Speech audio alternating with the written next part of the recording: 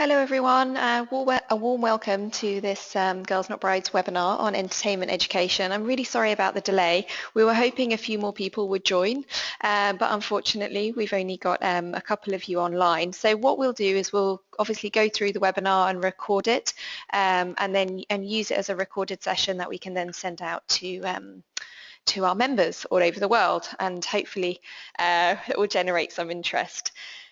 So as I go through my introduction, hopefully a few more people will join as well. So my name's Kate Whittington and I work on the learning team here at the Girls Not Brides Secretariat. And the learning team facilitates learning between members about solutions to end child marriage. And we do this by commissioning new research where there are gaps in our learning. We also work to bridge what we know from academic research on child marriage and what we're learning in practice from our member organisations doing their work in communities and countries all over the world. And we facilitate discussions like this so that our members have the opportunity to learn from each other's insights and experiences. So to help us learn more about entertainment education and child marriage today, I'm joined by a great panel of experts who are going to give you some insights into the world of entertainment education and talk about a couple of projects that they're implementing specifically to address child marriage. But before I go on to introduce them, just a couple of housekeeping notices before we get going. You've all been automatically muted. That's just to help reduce any background noise. So what I would do is, I was going to suggest that you all use the chat box, but it looks like for some reason we can't actually see the questions and comments coming in. We can't see your replies. So what I suggest we do is when we come to the Q&A session, there's actually a function where you can raise your hand. So if you have questions for the panelists or myself, you can do that, and then I can unmute you and you can just ask your question directly. And also just to note that we are recording this webinar and we'll be sharing it on our website later this week. So if you knew people who couldn't join for whatever reason, then obviously please feel free to share the link with them. Or if you get cut off, which hopefully none of you will, it will be a full recorded session. So today we're joined by three experts from the field of entertainment education. We have Professor Martine Bouman joining us from the Centre for Media and Health in the Netherlands, where she leads a team researching, designing and supporting the implementation of entertainment education initiatives on a broad range of social issues. Martine and her team worked on a scoping study for us last year, so today she's going to be talking to us about some of the key learnings coming out from this. And we're also joined by two practitioners. We've got Kriss Barker from Population Media Centre, where as Vice President of Programmes, she's responsible for many initiatives, including the one that she's going to be talking us through today, which is a radio show addressing child marriage in Nepal. And last but certainly not least, we have Carina Schmid, who's the Director of Global Health Programs at PCI Media Impact based in the United States. And Carina is going to be talking to us about a project they're working on in Mozambique. So thanks to all three of you for sparing your time today and talking to us about your work. I just now want to move on to the webinar outline. As you can see, there's a slide here, that's what we're going to be covering today, and also give you a quick overview of our objectives, so what we hope you'll come out of this webinar with, and give you a little bit of an introduction as to why we're even interested in education, entertainment and child marriage. So the purpose of this webinar, well, we want you to come away with having learned about why entertainment education is an interesting and promising approach for our child marriage work at the community level. We're also going to be, like I said, sharing some of the key findings from our scoping study, so you can learn more about the work that we've been doing and some key insights from practitioners around the world on their work on entertainment education and child marriage. We're going to be hearing from practitioners, so we want you to come away with a better understanding of some of the challenges and opportunities faced by organisations who are actually implementing some of these approaches at the community level. And of course, we want you to use this as an opportunity to ask questions and share your insights about the work that you're doing.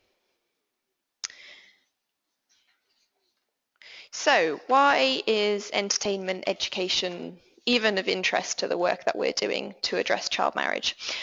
So I'm showing you a slide here of our theory of change. I'm hoping this will help to explain or situate why it's of interest to us.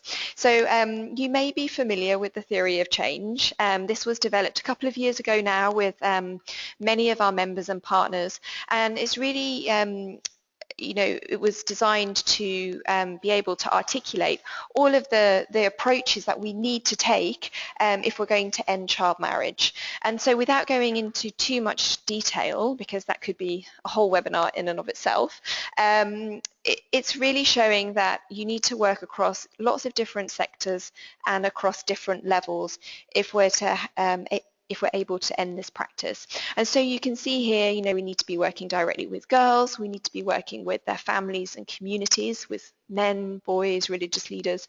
We need to be improving service provision for education, health, economic security, for example, and we need to be strengthening the laws and policies in countries around child marriage and making sure that they're properly implemented and enforced. And so integral to all of these efforts, or the one that we're really talking about today, is the one around families and communities. And because without change in this sector, or this area, we're not going to be able to change the deeply entrenched attitudes and behaviours around the practice of child marriage and see girls valued in their communities and societies, so that they're actually able to take up some of the opportunities that we're hoping that they'll be given in terms of education, etc.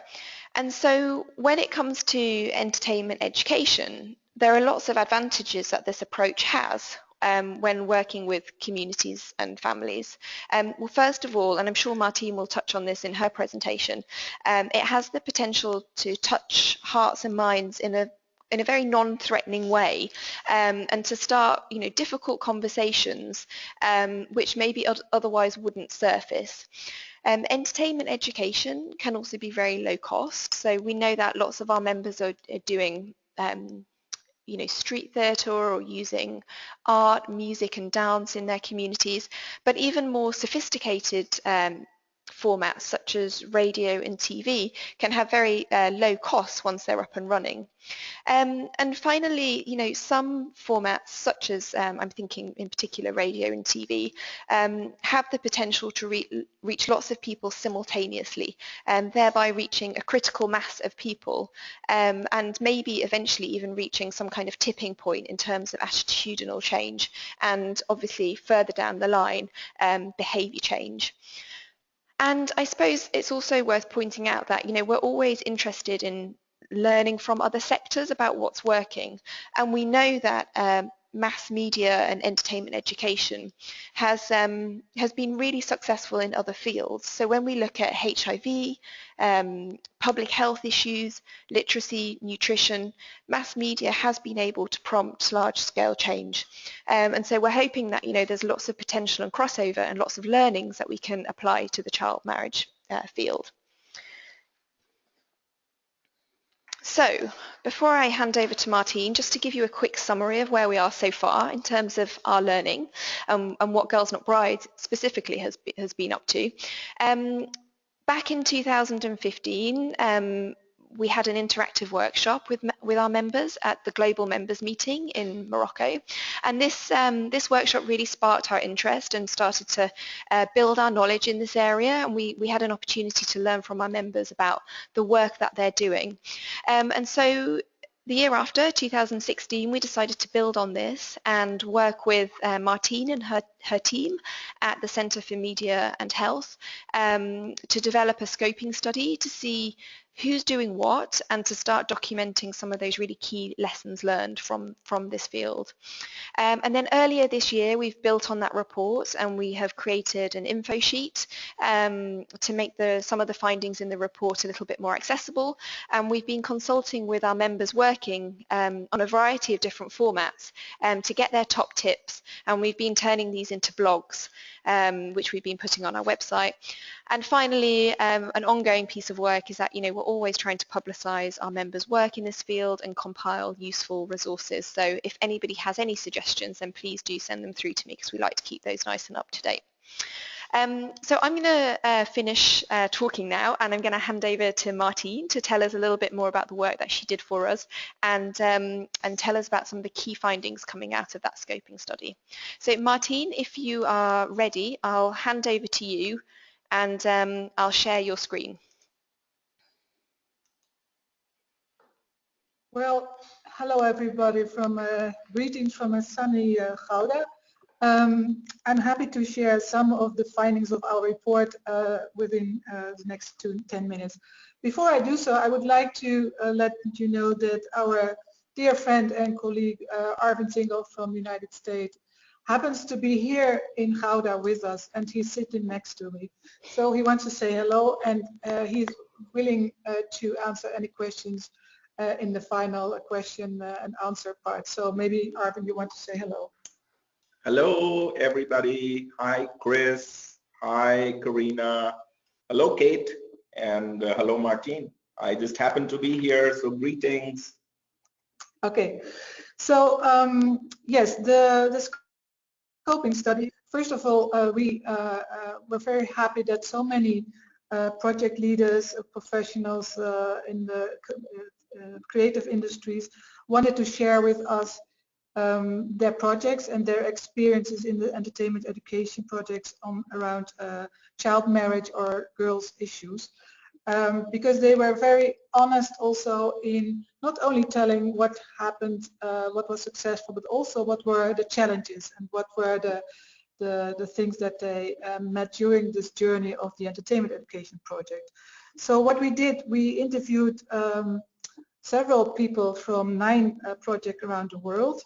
And we based that also on our entertainment education mapping model, because we thought it would be very helpful to have the interviews based on the different steps that everybody will need to take to design and implement an entertainment education project. So here you will see a short overview of the model. 1 minute. Okay. Well, anyway, the model shows there, yes, here you have the entertainment education mapping model that we designed to really be able to see what different steps we have to make when you are designing and implementing and researching an entertainment education project. So here you see the different steps, and in our interviews everybody tried to describe what happened in these different steps, and some of them had more steps taken and others had some lesser steps taken. So it's interesting to see some of the key findings of our research. So one of the key findings that we found very interesting is that everybody more or less experienced that when it comes to such an important issue as child marriage and girls issues, that an entertainment education intervention never has to be standalone. It's always part of a more integrated approach. And as we know, behavior change doesn't exist because of only individual behavior changes. It's also that the community needs to support it, and broader society also needs to take into account. So in the different entertainment education projects, and I'm sure that that the 2 other panelists will also share their findings, notice that if you want to change a person, you need to change the stories, and you need to change also the attitude of the whole community.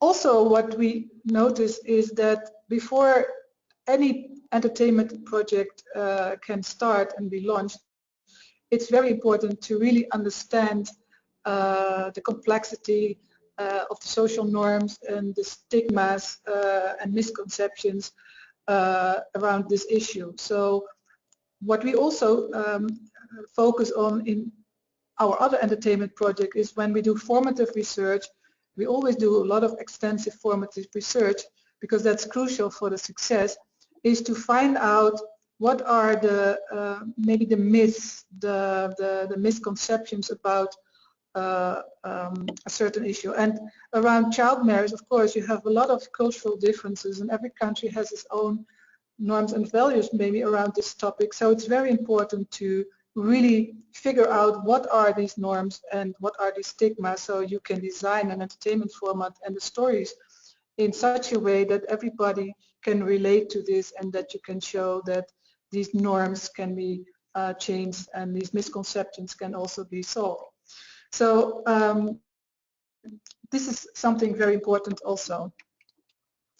In our conversations with interviewees, we noticed that people who have started from the health communication perspective, they are more or less all aware of social change theories and behavior change theories. The creative people, they do a lot of creative work within their own theories, and it's interesting to see how important it is to really have a kind of common ground, also based on behavior change theories like social cognitive theory and other theories about now how to create interesting stories. So having a sense of the theories that support the entertainment education strategy is very crucial and very fundamental. Also, what we noticed is that there were some projects who said that if you really want to create impact, you have to really have a longer time frame. That would be the ideal, and designing an entertainment education project needs time. So it's important both to the funders but also to the partners to create a realistic time frame. And the best thing is, of course, when you know beforehand that you, for example, have a 2 or 3 years period to really go in depth and do your formative research properly, design the storylines of your theater play or your radio or television series, and do the summative evaluation. So that takes time, but if you have this time, you can create a lot of impact. So then the other findings are that entertainment education might seem as a very expensive intervention, but if you really look at it closely, you see that it can be very cost effective in the long run when you see how many people you can reach with the entertainment education intervention, and how cost effective that is at the end. Of course, that's only when you have a high quality, very interesting and very entertaining format. So talking about high quality, the collaboration between, I would always call it the turtles and the peacocks, some may know that is the title of my dissertation. The collaboration between creative professionals and the researchers and the health communicators is very important. And there are, of course, some interesting intrinsic tensions, but these are nice. I mean, you can really get along with each other, although you come from different perspectives. I think even it's very interesting when you come from different perspectives to create a beautiful entertainment education format. But again, you have to really understand each other's frame and understand each other's language. So I will come to the last key findings. everybody wants, of course, to know what was the impact of the entertainment education intervention. And I always say, if you don't have a lot of budget, then, and you have to choose between summative research and formative research, I recommend to invest in the formative research first, because if you don't have a good, proper analysis of your target audience and the issue, then you're sure that your intervention might not be as effective. But of course, the ideal situation is when you also have a budget for the summative research. And when you talk about entertainment education, you need maybe some other designs than you are used to use in other projects. For example, one of the indicators you can use is to create so-called markers. If you can use unique words, unique expressions that do not exist anywhere, and you invent them, especially for your entertainment education project, and people start using these markers, and you can find them on social media, or you can find them in the discourse among people, then you're sure that these are the effects of your intervention. So this can be a very simple way to really support your summative research. And what also is important is the ethical consideration, because when we talk about child marriage, of course there are a lot of values and norms that might differ between different groups, and you have to be very careful with how you frame things and what kind of ethical dilemmas you may face. When I teach my students, I always ask them, really think about the ethical or unintended effects of your intervention. And I also noticed that the interviews that we had, people were aware of that, and they really paid attention to these type of questions. So all in all, if we see the key findings, we can see that there are, of course, some points that you have to address, and we see also that the impact of entertainment education and the really effects are sometimes so tremendous and huge that we really, I think, should invest more in trying to develop this type of approaches, especially for issues that have a certain taboo or are difficult to discuss among the general population. So I think from now on, I would like to hand over to one of the other panelists who can also explain from her perspective and the research that has been done in that project.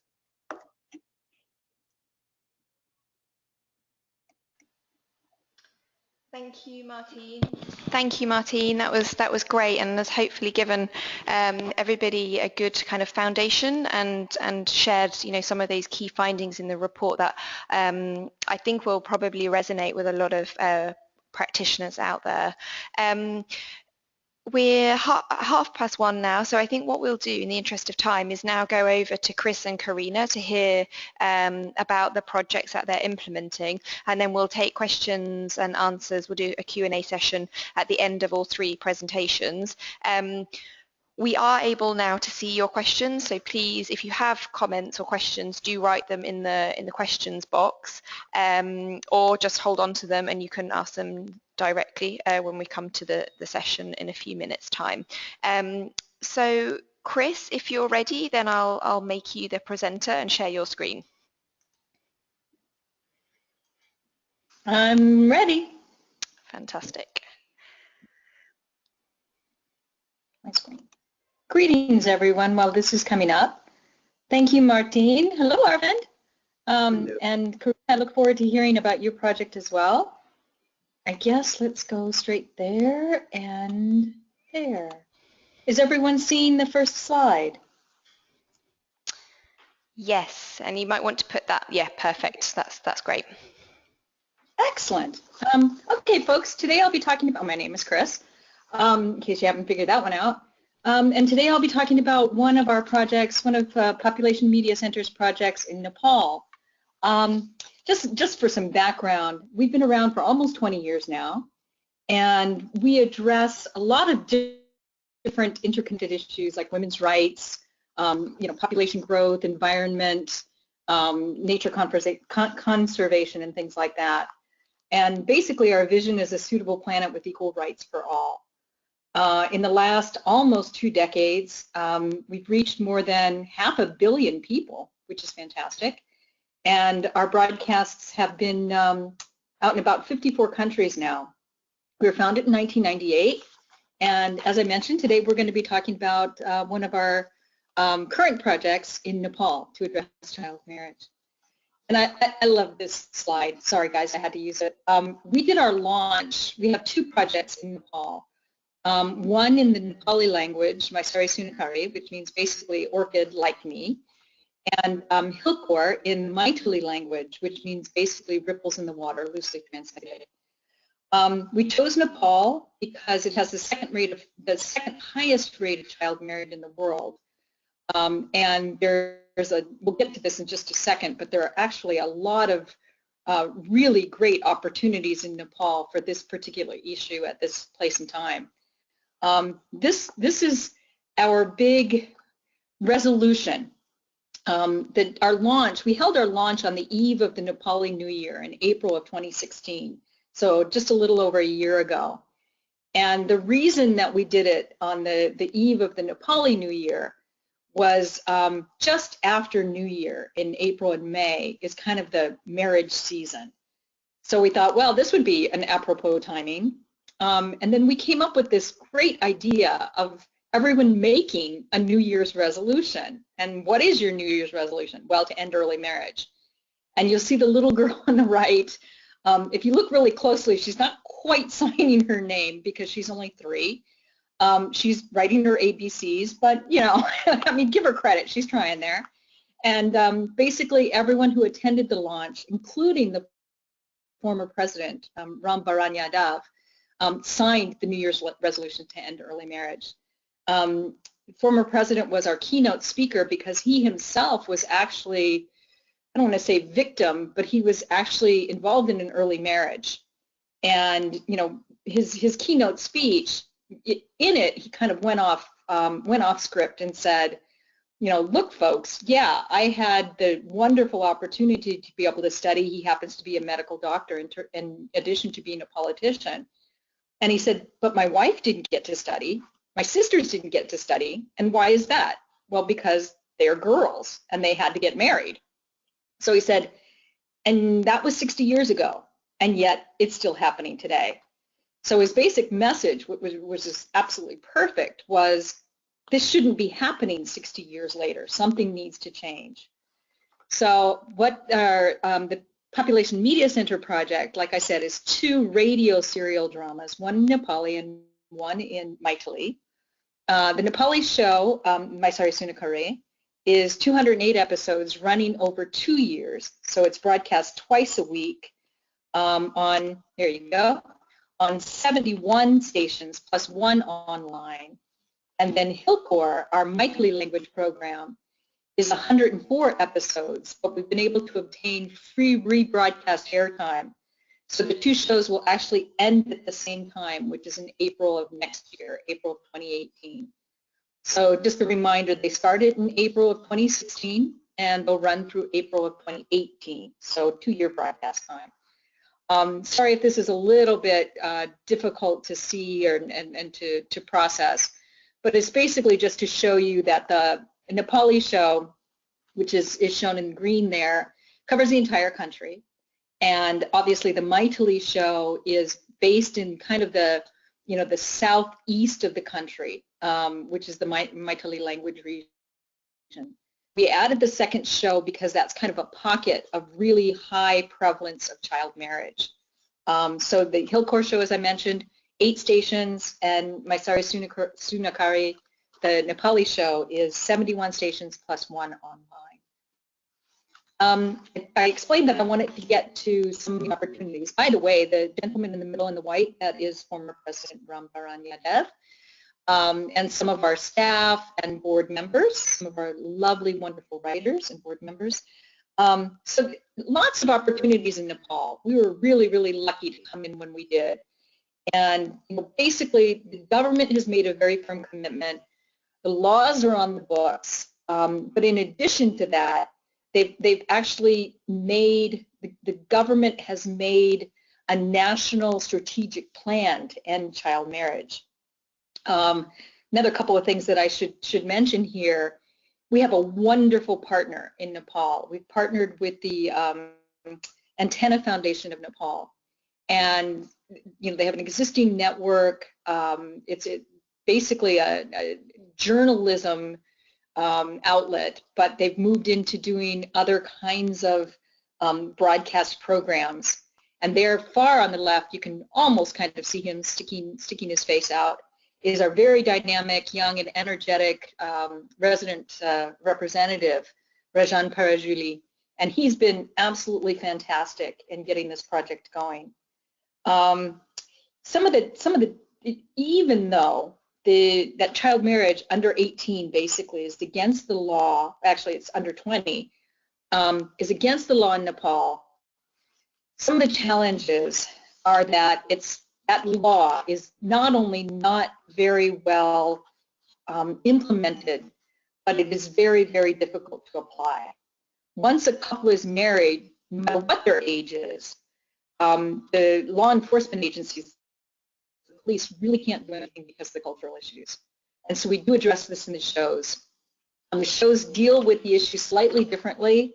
The Nepali show talks about elopement, which a lot of young people are doing either to escape an arranged marriage or because they think it's just really cool, not necessarily to be married, but they think the wedding ceremony is really cool because they get lots of presents and everybody pays attention to them, and they get nice clothes and things like that. And sometimes in some areas, the parents actually condone the idea of elopement. So we thought we would address that. In the Maithili show in Hilkor, we're going after the whole idea of dowry. So we've got the opportunity with the two shows to address the same issue in different ways. I love this slide because the gentleman in the billboard is Rajesh Hamal, and he's a very famous actor. He's kind of like, Brad Pitt and I don't know who else, all rolled into one. He's a total mega superstar in Nepal, and he was recently named as the spokesperson for the Ministry of Women and Child Protection, but he hadn't really done anything in that role. And we approached him and asked him to promo our shows, which he agreed to do. So he's got this great YouTube video that you can find if you search for it, where he's filming one of his action hero films. That's what he's famous for. And in the middle of the action, he says, "Stop, wait, I have to listen to my show." And then tunes into my Sari Sunakari. So that made us an instant success with listeners all over the country. They actually they'll send us messages asking for his private mobile number so that they can talk to him, which we don't give out.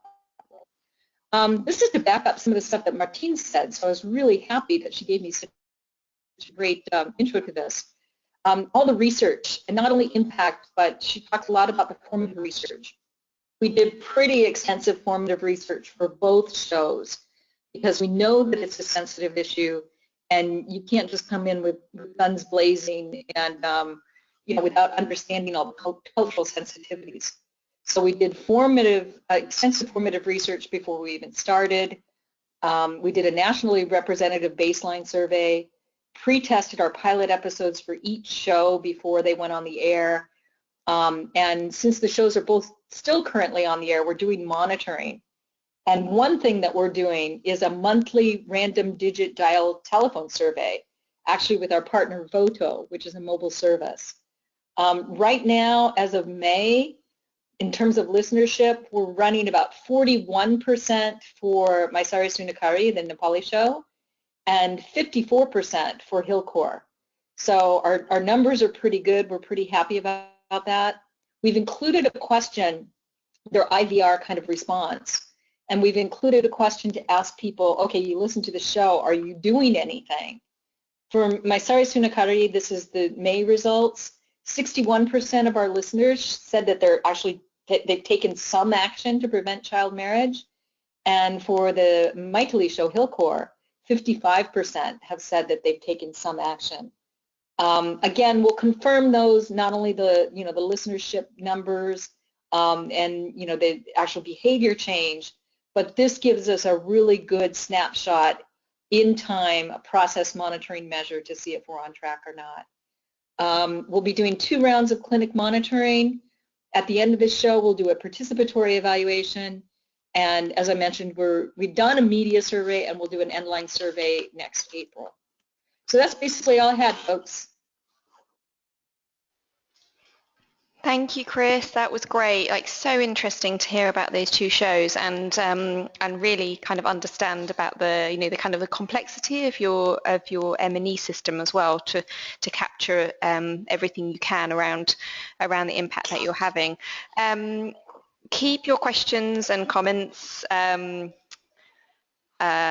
Keep thinking about those, and you can now put them in the chat box, and we should be able to see them. So please go ahead and do that if you've got questions that you want to ask Kriss in a couple of minutes' time. And now I'm going to hand over to Carina. Carina, are you there? And are you ready to start presenting?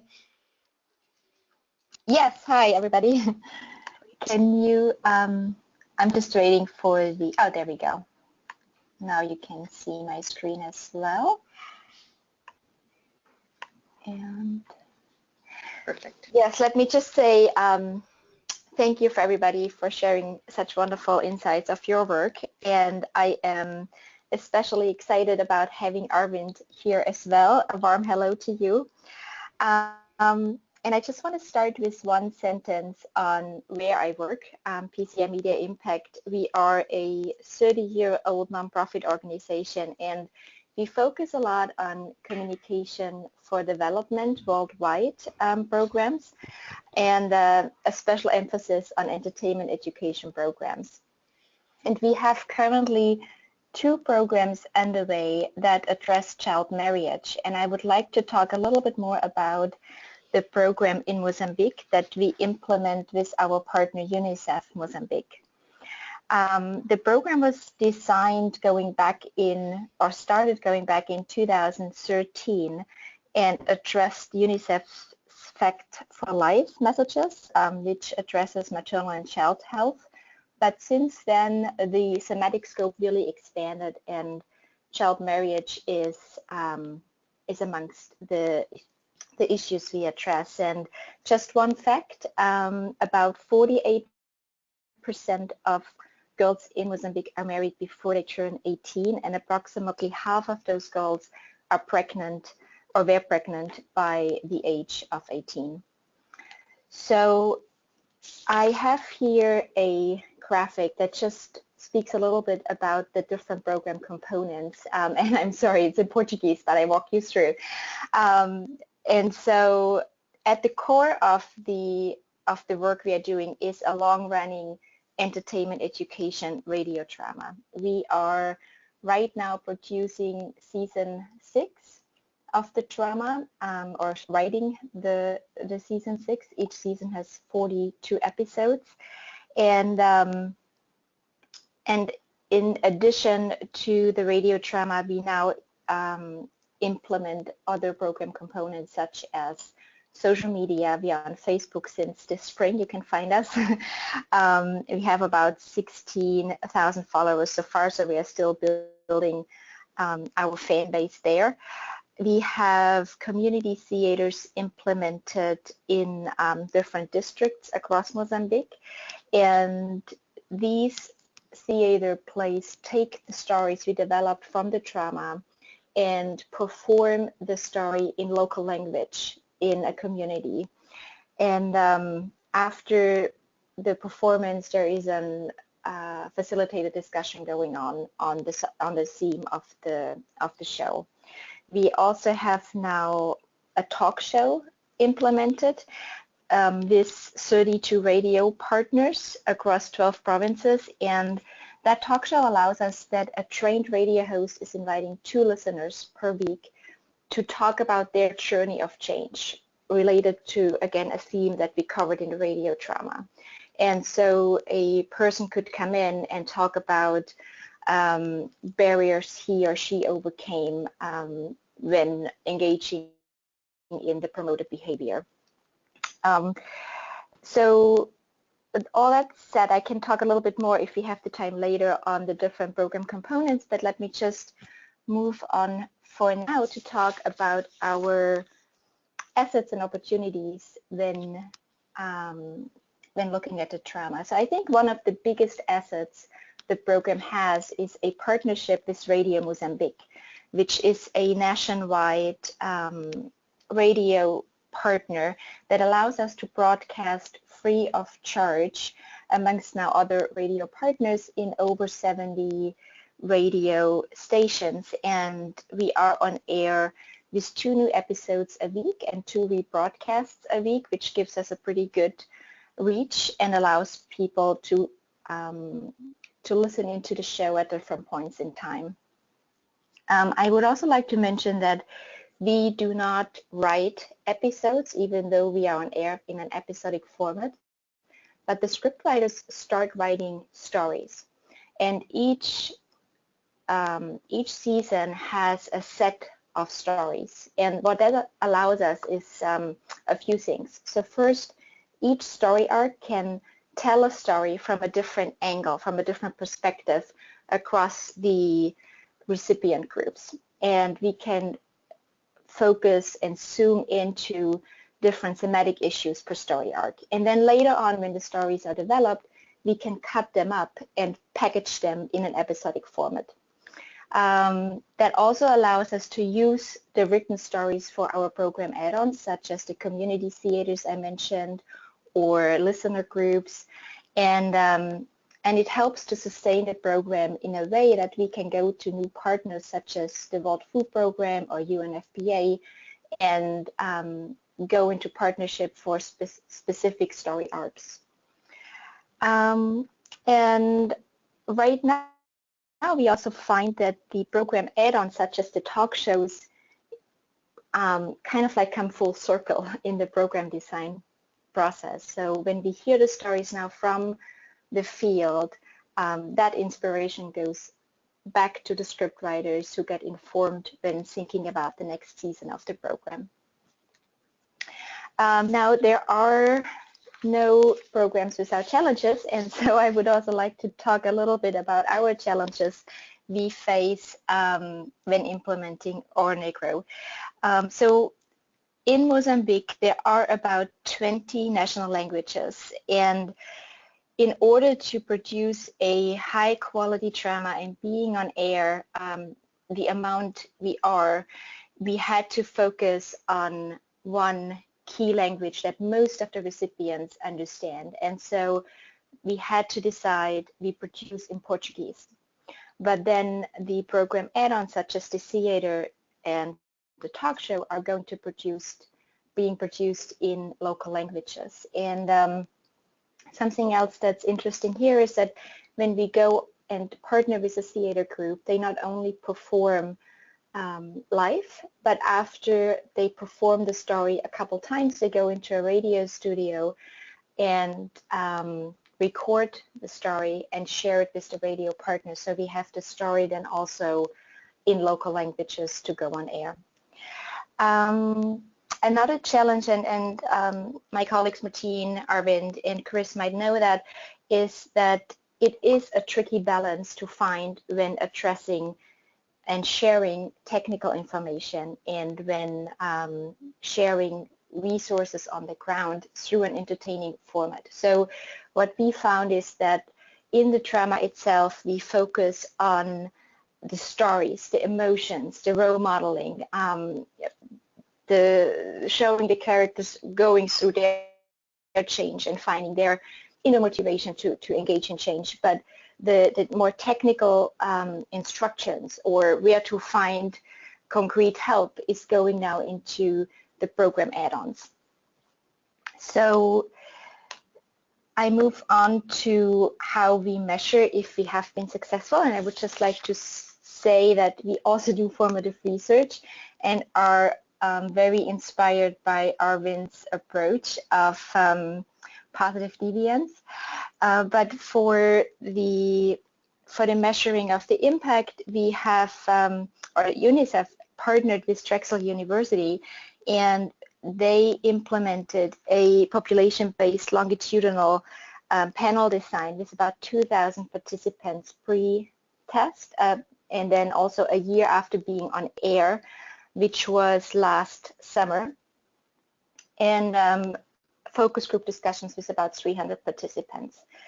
The findings are mixed, and the report and the analysis is not completely closed, so please take that into account when I share with you some of the key findings. We saw a significant change in knowledge and behaviors, not so much in attitudes, but in interpersonal communication, which is a crucial part on the way to behavior change. So we found that exposed participants were much more likely to discuss different topics with significant others than unexposed listeners. And I also want to share a little bit on social norm findings, as this is so important when thinking about child marriage. We found an increase of among family and community members when looking at the perceived importance of delaying marriage of girls until they are 18 or older. And we also found that exposed listeners could have an increase in listing benefits of delaying marriage. So for example, we had at the beginning, at the pre-test, 38% listing gain maturity as a benefit, whereas at the post-test, 56% listed that as a benefit. And finally, sanctions. When we asked at the pre-test, what do you think? What is a sanction if a girl doesn't get married until she's 18? The most common answer with 36% was that she can lose the chance to get married at all. Whereas in the post-test, the most often named answer with 38% was none. There is no sanction if she doesn't get married. So that's it for now. I'm also happy to take your questions, and thank you. Thank you, Carina. That was great, and thanks to Kriss as well. They were so insightful, those presentations. We have about 15 minutes left if people are happy to go over to about 1:10, which is when we started. And I'd just like to invite any of you to ask any questions. I know we've got a couple that have come in already, but if anybody else has a question that they would like to ask, please raise your hand and I can unmute you, or feel free to just stick it in the question box.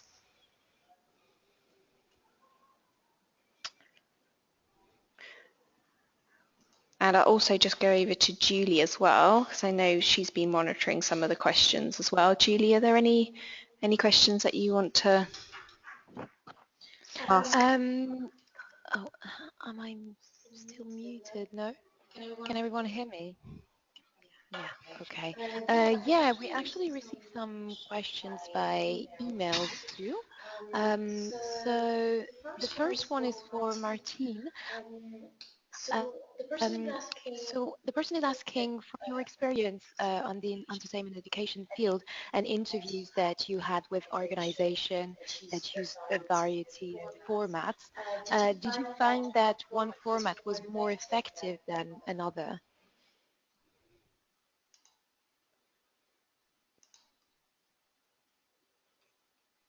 Well, thanks for the question. You cannot say that one is more effective than the other. It depends on who is your target audience and what is your aim. So in certain areas, a radio soap is much more effective than a television soap, because there's much more people who listen to the radio or are in remote areas than that they can receive television, for example. And sometimes a theater play can be most effective within certain small rural areas. So what is important is that you really take care of your formative research and decide upon the results of this research which entertainment format and even which media format will suit best to reach your aim and goal within this specific target audience. Thank you, Martine. And we've also got a question that's come in that's, I think, to any of the panel. You mentioned the importance of keeping unintended effects of an intervention in mind. Can any of the panel give an example of unintended effects that came up related to child marriage storylines and where you had to adapt your approach because of that?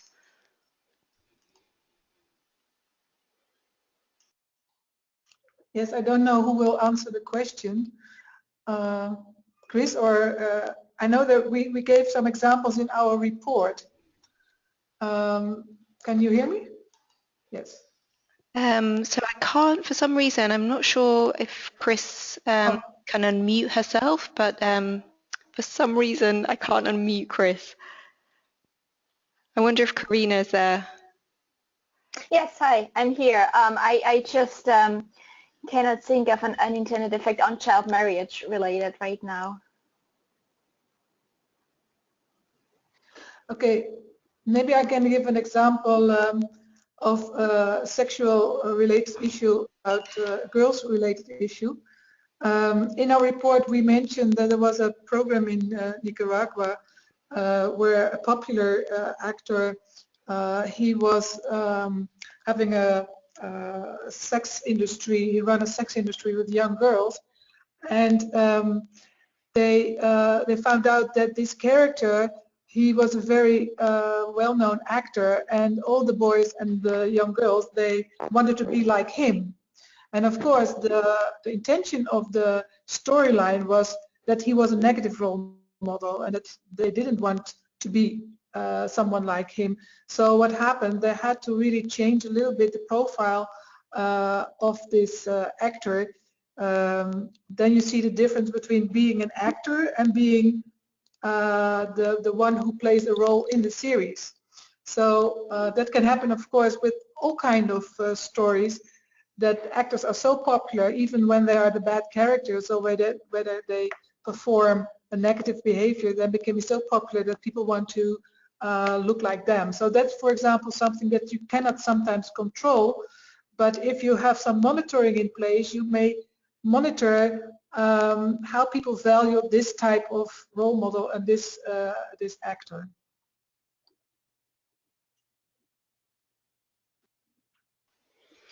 Thank you, Martine. Unfortunately, I can't get Kriss on the line. She may have more insights to share from the radio show in Nepal. We'll keep trying to get her back. But I know that we've also got another question about cultural sensitivity as well. And the question is, how do you ensure your content is culturally sensitive and entails community wisdom? So I'm wondering whether Martine and Carina, you could have a go at answering that as well. Sure, and I'm sure Martine has good ideas on that as well. But maybe I can just start with sharing that I think the importance is that you always need to be on the ground wherever you work. I can't expect designing a program from my desk in New York for a community in Mozambique.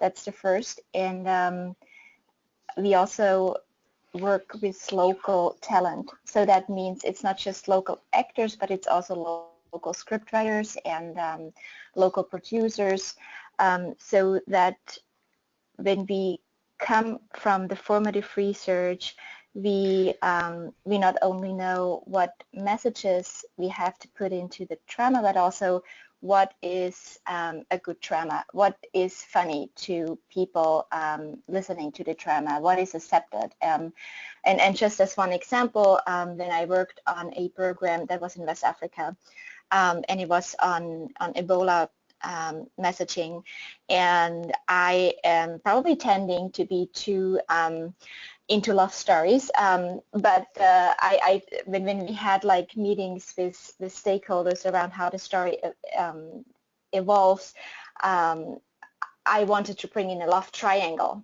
and that was just not acceptable in that setting. And so I think that is really important to have then the voices in the room that know what is acceptable.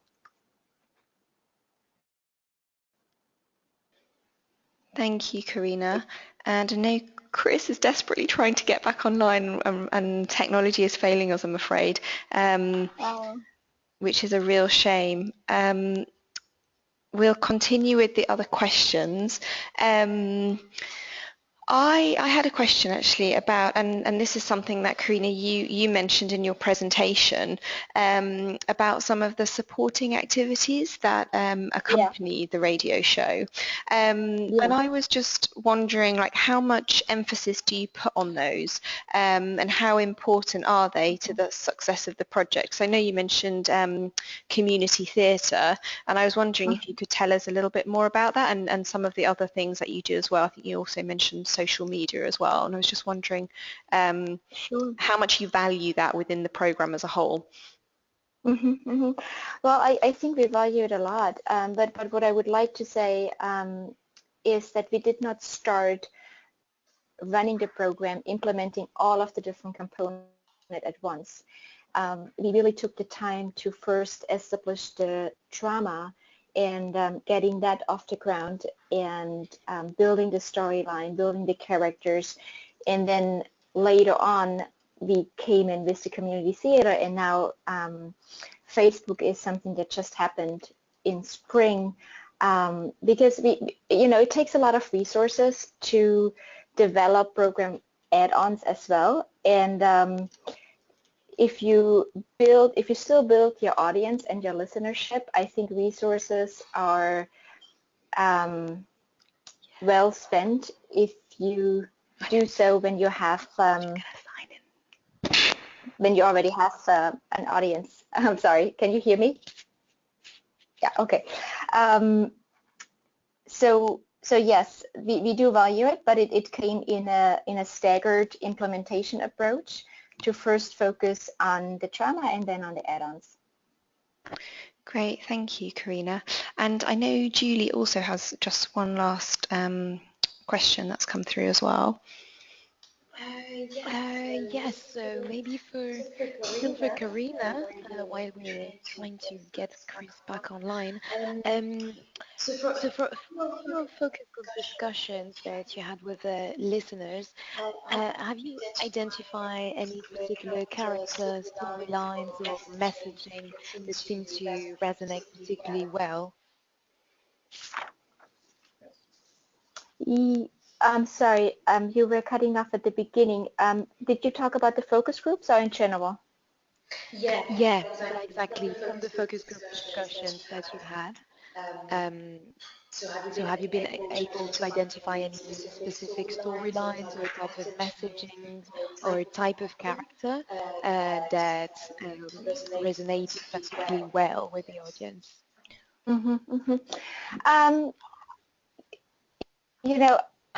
I am not 100% sure on Oro Negro, but I can say that usually the transitional character in a drama gets a lot of the attention, which makes a lot of sense, and that means it's the character that is going through the journey. So it's not like the positive role model that already engages in the positive behavior, or the negative role model, which also can happen. We experience the same difficulties that just Martine mentioned. But it's the person that really struggles, that has setbacks and has to try again to overcome barriers and engage in the positive behavior. And I had another thought, but that just dropped. Maybe it comes back. Yeah, no problem, Carina, because we've also got Kriss back on the line as well, and I know that... Hi, Kriss, can you hear us okay? Absolutely. Sorry for that technological glitch. There are some questions that were very much focused on radio shows, so I'm just wondering if you wanted to come in on any of those that you missed. Well, the one that somebody posed about, the formative research and unintended effects. One thing that we learned was the idea of elopement, which you wouldn't have thought would be a major issue. And that was because these young people, you know, they think it's the whole marriage ceremony, the wedding ceremony is pretty cool. So that was one thing that we really tried to build into the show. And then in the Maitali show, you know, the whole idea about dowry came out. But you can't just kind of say, you know, say no to dowry, you know, kind of like you would do on a billboard. It's a very complex issue. And so, you know, we had to, you know, hit it in a very sensitive, realistic, and multifaceted way that you can't do in other kinds of communication formats. So, you know, EE via mass media, radio, television, you know, theater, that kind of stuff. This is really, I mean, this is the whole point of this webinar, but for addressing complex, multifaceted, you know, socially entrenched issues like child marriage, I honestly think this is really one of the major approaches that needs to be used until you get to a tipping point where a certain number of people start saying, you know what, this is no longer cool. When you get there, then you can maybe rely on some other communication approaches. But at least right now, I know for Nepal, and I'm sure Carina can, you know, second this in Mozambique, you know, the laws are on the books. That's been done. But implementing the law isn't going to make a difference. In fact, one of our characters in the show, a transitional character, Carina was just talking about, transitional character, even, you know, somebody says, well, wait a second, you're going to marry off your daughter? That's against the law. And he says, yeah, I know that, but nobody implements the law. So, you know, you've got to put those kind of things into the mouths of the transitional characters and get at some of the real bases of, you know, where these behaviors are coming from. Thanks, Kriss. And you mentioned in your presentation as well about having like a well-known celebrity kind of supporting your radio show, and it's kind of related to the last question that we had about, you know, are there any characters, storylines, messaging that seems to resonate particularly well? I mean, is that something that you think has been a real advantage to your show in terms of creating, you know, popularity? And what would you say the kind of the approach that you take in your messaging, what has been really successful for you in Nepal? Yeah, I mean, at two levels. I mean, you know, Rajesh Hamal is not necessarily, you know, the poster child for early marriage. I mean, he's in his 50s, and I believe he just recently got married. So he's not, you know, he's not our transitional character, so to speak. But having him do our promotion for us led people to the show, which is great. That's exactly what you want. And that worked very effectively. But if your show is no good, then people will get to it and say, that wasn't very interesting, they won't come back.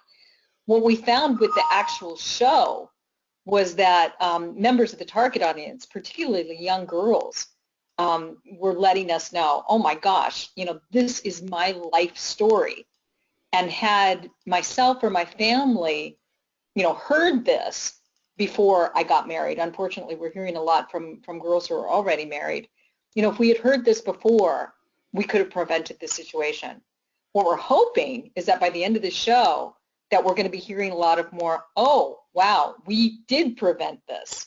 So, you know, some of it's great that you know you're touching a chord and that people are seeing themselves in your show. But what you really want is that they're saying, oh, wait, there's something different that we can do about this. And that will hopefully come about when the transitional characters start to, you know, as Carina just mentioned, that's where the focus is. And the transitional characters learn something, they evolve and they change. And that's where your target audience then kind of gets that little light bulb and kind of goes, oh, wait, it doesn't have to be this way. Mm-hmm. So you have a big, he's not a rock star, a big film star to promote for you. And it's even better great, it's even, you know, more wonderful if that particular, you know, film star, rock star, whatever, that personality can exemplify what you're going after. But if not, then use that big personality to get people to your show, but then make sure your show is, you know, spot on in terms of what's going on in real people's lives. Thank you. And just one question as well to both Kriss and Carina. What happens next for your projects? Because I know the one in Nepal, I think you said it's due to finish next year, and Mozambique, that's on running at the moment. But I was just wondering what the Right. plans are in terms of sustainability. Yeah, so we are right now working with our partners UNICEF on a different format. So having now written season 6, we realize that we would really move towards shorter single standing stories. So you can think of it almost like watching an episode of Simpson. If you miss a episode, it doesn't matter so much. Homer is still doing his same thing. And the way how we are going to go about it probably is to really, what I said before, looking at what stories come out from the talk shows, what struggles that our listeners go through, and can we put that into a new format where maybe we have a news agency and the reporter is reporting from different lives every week, so we can really mix it up and have different stories, although you have like always the same setting, almost like a detective show.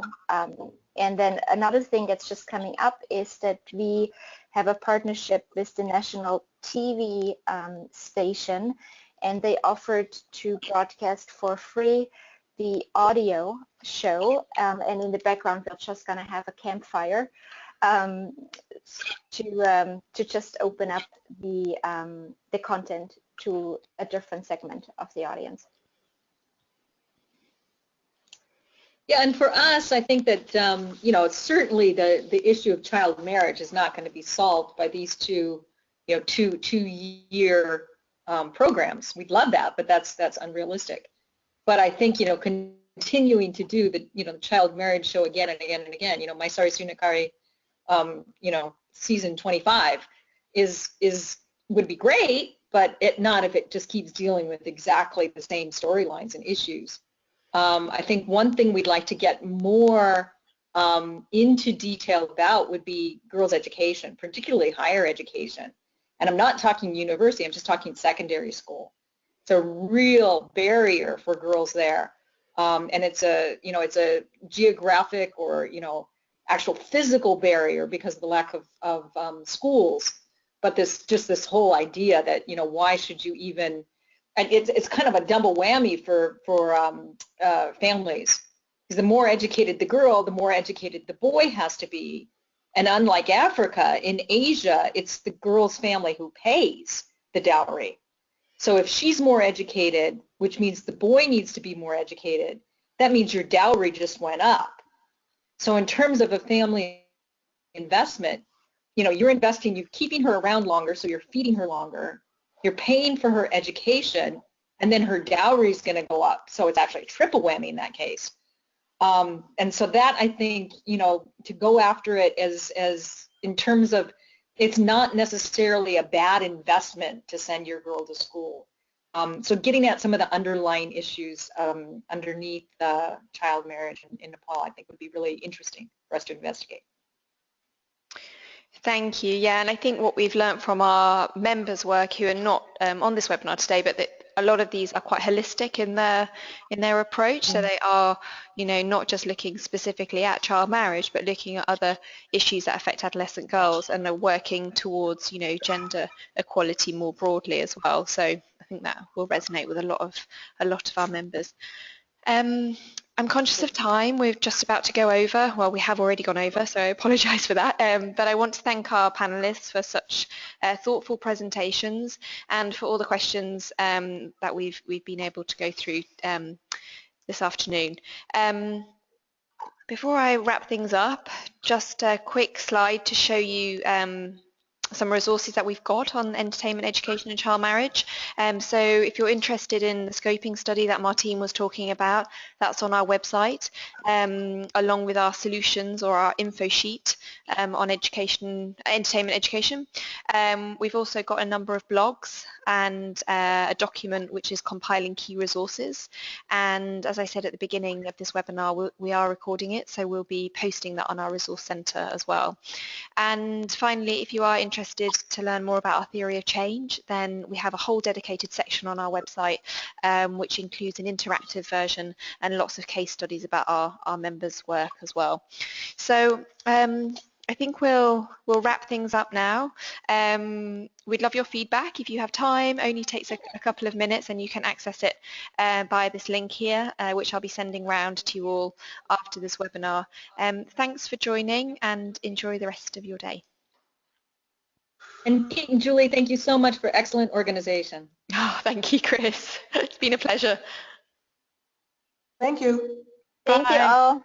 Thank you. Bye. Bye.